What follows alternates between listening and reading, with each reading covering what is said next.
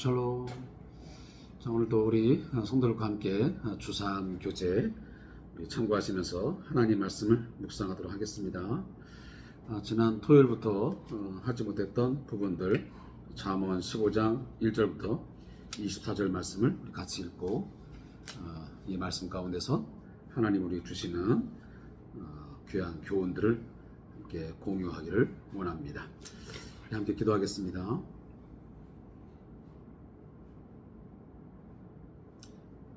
매일매일 매 순간순간마다 우리의 생명을 붙들어 주시고 우리의 삶을 보호하시며 인도하시는 하나님 아버지, 오늘도 이 저녁 시간에 주의 말씀을 묵상하며 하나님을 경외합니다.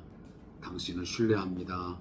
하나님께서 오늘도 우리 마음 가운데 좌정하여 주시고 주님 다스려 주셔서 참으로 우리의 마음이 교만하지 않게 하시고 또 두려움과 불안에 살지 않게 하시고 온전히 하나님을 신뢰함으로 평안과 안식을 누리며 살아가도록 인도하여 주시옵소서. 우리의 삶의 모든 순간순간 우리의 모든 전부가 내 안에 있지 아니하고 전적으로 주님의 손 안에 있음을 늘 고백하며 살게 하옵소서. 오늘도 생명을 주신 하나님 감사합니다. 오늘도 삶에 또한 안식과 평안을 주신 하나님 감사합니다. 오늘도 말씀을 함께 묵상하며 하나님을 더욱 사랑하는 마음이 더욱 강하여지게 하시고 우리의 믿음이 견고해지도록 인도하여 주시옵소서. 감사함 예수님의 이름으로 기도합니다. 아멘. 하나님 말씀은 잠언 15장 1절부터 우리 함께 24절 말씀을 읽도록 하겠습니다. 잠언 15장 1절부터 우리 같이 돌아있습니다. 잠언 15장 1절부터 24절 말씀. 우리 함께 구약성경 927페이지를 펼쳐보면 되겠습니다. 저와 같이 말씀을 같이 읽겠습니다. 잠언 15장 1절부터 읽습니다. 시작. 유순한 대답은 분노를 쉬게 하여도 과격한 말은 노를 격동하느니라. 지혜 있는 자의 혀는 지식을 선히 베풀고 미련한 자의 입은 미련한 것을 쏟느니라. 여호와의 눈은 어디서든지 악인과 선인을 감찰하시느니라. 온순한 혀는 곧 생명나무이지만 패역한 혀는 마음을 상하게 하느니라. 아비의 훈계를 업신여기는 자는 미련한 자요 경계를 받는 자는 슬기를 얻을 자니라. 의인의 집에는 많은 보물이 있어도 악인의 소득은 고통이 되느니라. 지혜로운 자의 입술은 지식을 전파하여도 미련한 자의 마음은 정함이 없느니라. 악인의 제사는 여호와께서 미워하셔도 정직한 자의 기도는 그가 기뻐하시느니라. 악인의 길은 여호와께서 미워하셔도 공의를 따라가는 자는 그가 사랑하시느니라. 도를 배반한 자는 엄한 징계를 받을 것이요 견책을 싫어하는 자는 죽을 것이니라. 스올과 아바돈도 여호와 앞에 드러나거든 하물며 사람의 마음이리요. 거만한 자는 견책받기를 좋아하지 아니하며 지혜 있는 자에게로 가지도 아니하느니라. 마음의 즐거움은 얼굴을 빛나게 하여도 마음의 근심은 심령을 상하게 하느니라. 명철한 자의 마음은 지식을 요구하고 미련한 자의 입은 미련한 것을 즐기느니라. 고난받는 자는 그날이 다 험악하나 마음이 즐거운 자는 항상 잔치하느니라. 가산이 적어도 여호와를 경외하는 것이 크게 부하고 번뇌하는 것보다 나으니라. 채소를 먹으며 서로 사랑하는 것이 살진 소를 먹으며 서로 미워하는 것보다 나으니라. 분을 쉽게 내는 자는 다툼을 일으켜도 노하기를 더디하는 자는 시비를 그치게 하느니라. 게으른 자의 길은 가시 울타리 같으나 정직한 자의 길은 대론이라. 지혜로운 아들은 아비를 즐게 하여도 미련한 자는 어미를 업신 여기느니라. 무지한 자는 미련한 것을 즐겨 하여도 명철한 자는 그 길을 바르게 하느니라. 은혼이 없으면 경영이 무너지고 지략이 많으면 경영이 성립하느니라. 사람은 그 입의 대답으로 말미암아 기쁨을 얻나니 때에 맞는 말이 얼마나 아름다운고. 지혜로운 자는 위로 향한 생명길로 말미암으로 그 아래에 있는 스올을 떠나게 되느니라. 아멘.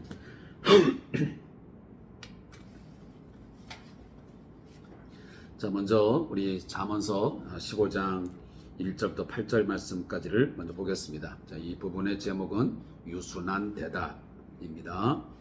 자, 이 본문은 아마 1절에 있는 내용을 가지고 그렇게 제목이 정해진 것 같습니다. 그래서 이 그 의미인 것처럼 이 유순한 대답이라는 것은 부드러운 말, 그런 온순한 말 이렇게 말이 되겠죠. 자, 우리 같이 요약된 내용을 읽어보겠습니다. 말은 분노를 쉬게도 일으키기도 합니다. 지혜자와 미련한 자는 말부터 차이가 있고 혀는 생명과 마음에도 영향을 미칩니다.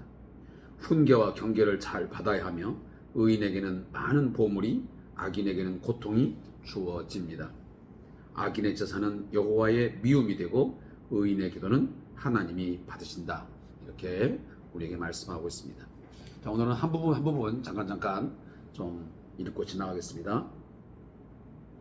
우리가 계속적으로 잠언서 내용을 묵상하고 있는데, 특히나 이 잠언서의 내용 가운데 이 언어의 문제, 우리의 이 새치 혀에 관련된 내용들이 굉장히 많이 기록되어 있습니다. 죄송합니다. 우리 신앙인들의 가장 어려운 점이기도 하고, 그럼에도 불구하고 늘 스스로를 잘 훈련하고, 또 세상적으로 말하면 단도리를 잘 해야 되는 바로 그 부분이 언어 생활입니다. 우리들은 설교를 들으면서 또 우리 가끔 성경 공부를 하면서 그런 이야기를 많이 들었을 것입니다. 우리가 하루에 아침에 일어나서 저녁까지 몇 마디를 할까? 사람에 따라 다양하겠지만 그 차이는 있겠죠. 아무리 사람이 말을 안 해도 아마 거의 100마디 정도 이상은 하지 않을까 싶어요. 때로는 수천 마디, 또 어떤 강의를 하거나 또 사람을 상대하면서 상담하는 분들은 아마 수만 마디, 또 그 이상의 많은 말들을 하고 삽니다.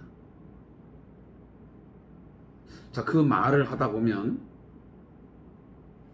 많은 단어들을 구사할 수밖에 없는 거죠. 그 구사를 하면서 우리의 어떤 이 내면에 있는 어떤 감정들, 우리의 마음들을 담아낼 수밖에 없는 거거든요. 근데 그 마음과 우리의 생각들을 담아내는 그 단어를 우리가 어떻게 이제 잘 절제를 하고 또 다듬어야 되는데, 그 부분이 그렇게 쉽지가 않습니다. 우리가 그냥 불쑥불쑥 단어들이 튀어나오고, 우리의 감정들을 제대로 조절하지 못하고 그 말을 쏟아내므로 이미 쏟아내버린 이 물과 같은 이것을 담아내기는 너무나 걷잡을 수 없는 그런 상황도 분명히 존재합니다. 오늘 이 앞부분에도 바로 그러한 이야기를 계속 우리에게 말하고 있습니다. 유순한 대답은 분노를 쉬게 하여도 과격한 말은 노를 격동하느니라. 과격한 말, 뭔가 상대방에게 고통과 상처를 주는 말, 뭔가 상대방의 어떤 감정을 크게 자극을 해가지고 그로 하여금 뭔가 노를 발할 수밖에 없는, 분노하게 하는 그런 말들이 우리도 모르게 때로는 의도적으로 쏟아내갈 때가 있다, 그 말입니다. 그런 부분에서 우리가 말씀을 다시 한번 묵상하고 있지만, 우리 언어 생활을 또다시 또 점검하고, 내가 이 이후로부터 어떻게 내가 사람들과 대하면서 말을 또 언어를 통해서 소통할 것인지 생각이 많이 있어야 되는 부분입니다. 계속 온순한 혀는 곧 생명나무이지만 패역한 혀는 마음을 상하게 하니라. 지혜로운 자의 입술은 지식을 전파해도 미련한 자의 마음은 정함이 없니라. 이런 등등의 계속 이 지혜 있는 자, 어리석은 자, 의인, 악인들이 살아가는 어떤 삶의 방법들, 삶의 어떤 형태들을 계속 우리에게 언급해주고 있습니다. 그런 것들은 우리에게 어떻게 보면 경계하라고 하는 또 그런 메시지들이 우리에게 주어진다고 생각이 되어집니다.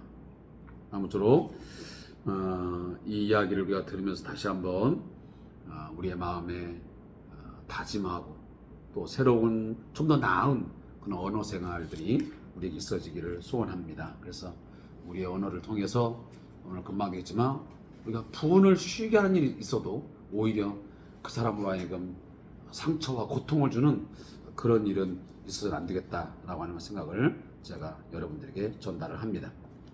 그리고 두 번째 15장 9절부터 16절은 마음이 즐거운 사람입니다. 마음이 즐거운 사람. 자, 그것은 13절에 있는 말씀을 대변해 주겠습니다. 마음의 즐거움은 얼굴을 빛나게 하여도 마음의 근심은 심령을 상하게 하느니라.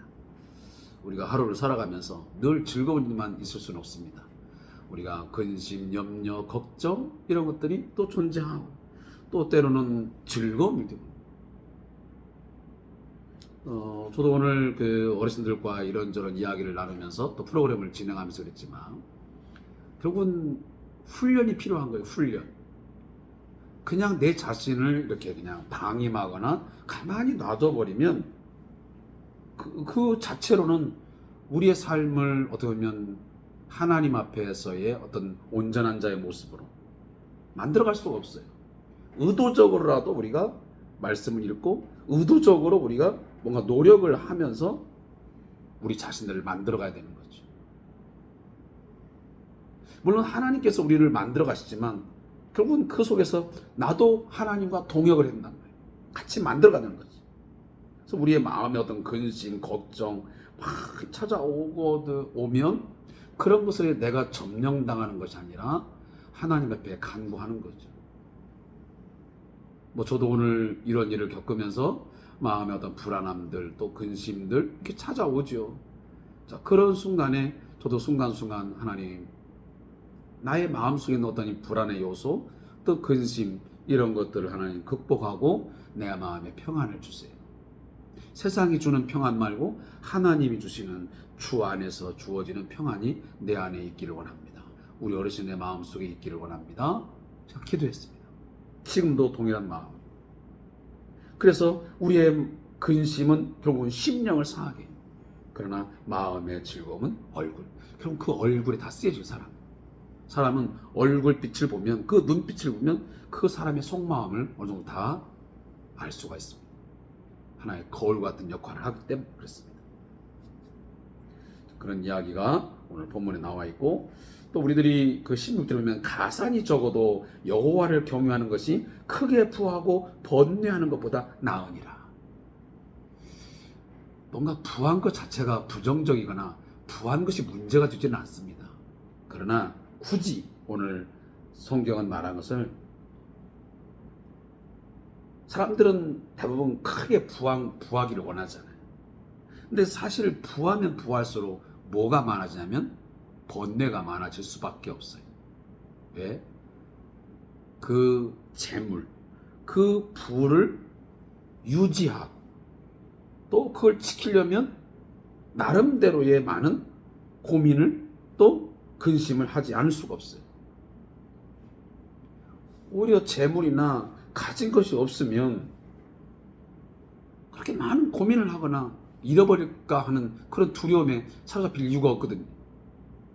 그러나 2개, 3개, 10개, 100개, 1000개를 가지면 가질수록 사람의 마음속에서는 끊임없이 번뇌가 증가될 수밖에 없어요. 그런 것보다는 오히려 가산이 적어도 여호와를 경외함으로 우리의 평안을 누리는 것이 낫다. 그래서 결국은 행복의 조건이라는 것이 소유의 어떤 정도보다는 여호와를 경외하는 데 있다라고 해서 강조해 주는 거예요. 가장 금상첨화는 뭐겠습니까?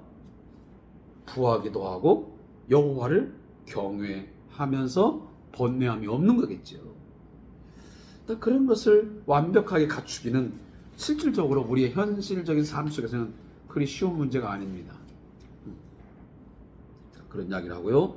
자, 그리고 15장 17절에서 24절은 자, 지혜로운 지침들이 있습니다.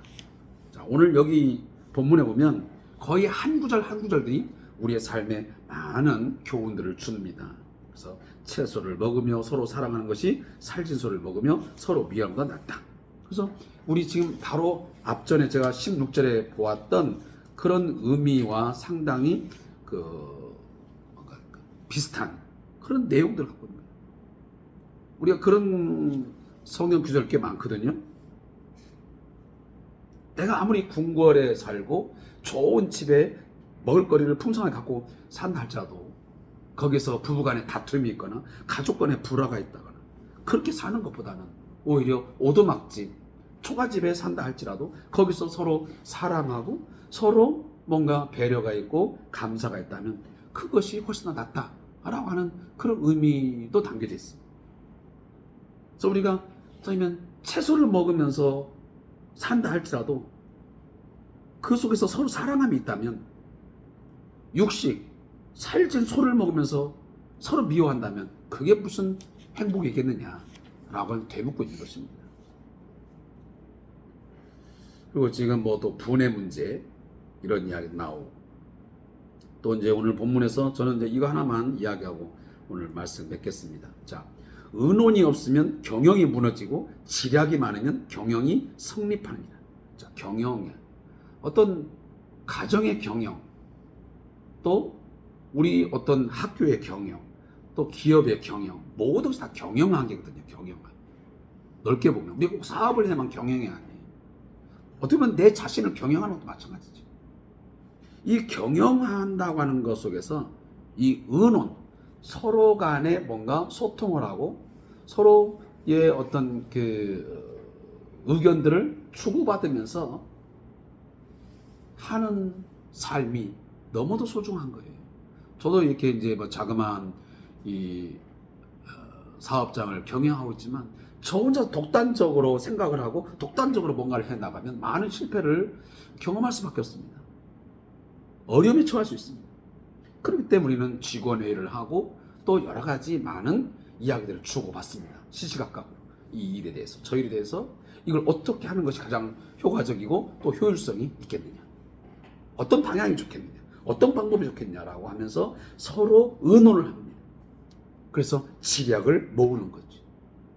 왜? 내가 생각하지 못한 부분을 또 상대방이 갖고 있고 또 상대방이 없는 것을 내가 갖고 있고 또 이 사람이 가지고 못한 걸 저 사람이 갖고 있어서 그런 것들을 서로 함께 공유하고 서로 연구하고 서로 지략을 모으면 그 경영이 성립합니다. 그러나 의논이 없이 독단적이고 독선적으로 무언가를 생각하고 그냥 밀고 나간다면 그건 결국은 무너지는 거죠. 내 삶도 무너지고 가정도 무너지고 결국은 내 직장과 사업장이 무너지는 거예요. 한 국가의 경영도 마찬가지예요. 국가의 경영도 마찬가지예요. 지금 우리 대한민국이라는 한 조국을 보고 있지만 몇몇 사람들의 독단, 독선 이런 것은 결국은 한 사회를, 한 국가를 무너뜨리고 마는 것입니다.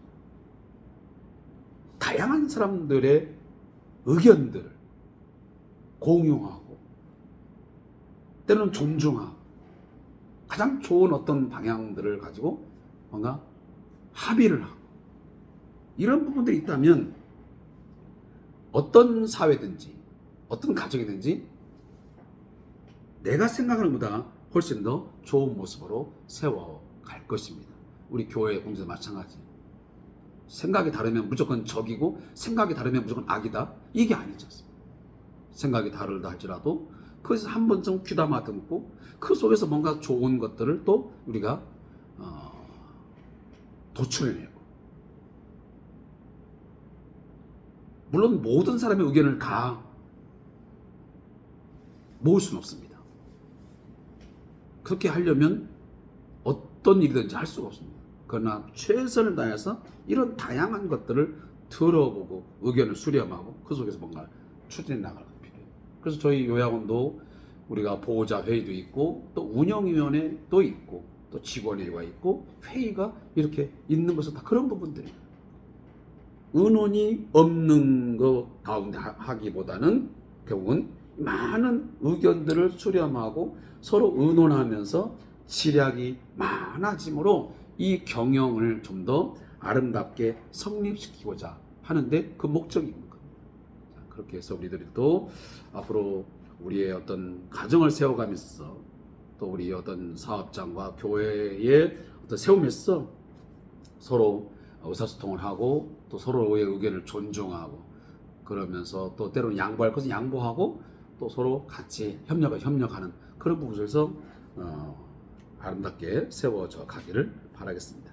자, 저자의 묵상을 마지막 것만 읽고 제가 오늘 큐티를 마치겠습니다. 자, 우리 속담에 호미로 막을 것을 가래로 막는다는 말이 있습니다.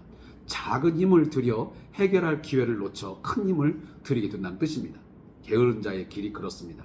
게으름 때문에 가시울타리가 생겨 그것을 제거하기 위해 큰 힘을 쓰게 됩니다. 죄도 그렇습니다. 작은 죄일 때 끊어내지 못하고 중독되면 나중에 엄청난 대가를 치러야 하는 상황에 이를 수 있습니다. 처음에 어려워도 정직한 길을 택하는 것이 지혜로운 삶입니다. 한편 본문은 여러 사람이 함께 모여 의논하는 것이 계획과 경영을 살리는 방편임을 가르쳐주고 있습니다. 요즘 인적 네트워크라는 말이 유행입니다. 사회가 점점 복잡해질수록 한 사람의 뛰어난 천재적 리더십이나 연구보다 열린 공간에서 함께 논의하는 것이 훨씬 더 강점이 있습니다. 과학도 오픈된 영역에서 세계적으로 협력을 이루려 하고 있습니다. 성경은 이미 이것을 오래전부터 가르쳐 왔습니다. 성도는 지혜의 길을 따라 정직하게 행하고 상황에 맞는 말로 공동체를 세우며 서로 사랑해야 합니다. 기도하겠습니다. 하나님 아버지 고맙습니다. 오늘도 하루의 일과를 잘 무사히 마치게 하시고 오늘도 말씀 앞에 우리들이 세움을 입게 하사 우리 자신을 돌아보고 또 내일의 삶을 새롭게 설계하고 계획하게 하시니 감사합니다. 우리의 생각 속에 머물지 말고 늘 우리의 행동과 삶 속에서 그대로 적용하며 살도록 하나님 지혜와 믿음을 더하여 주시옵소서. 오늘 밤사이에도 우리 모든 영혼들의 생명을 지켜주시고 우리의 안전을 하나님께서 보호해 주시옵소서. 감사함 예수님의 이름으로 기도합니다. 아멘.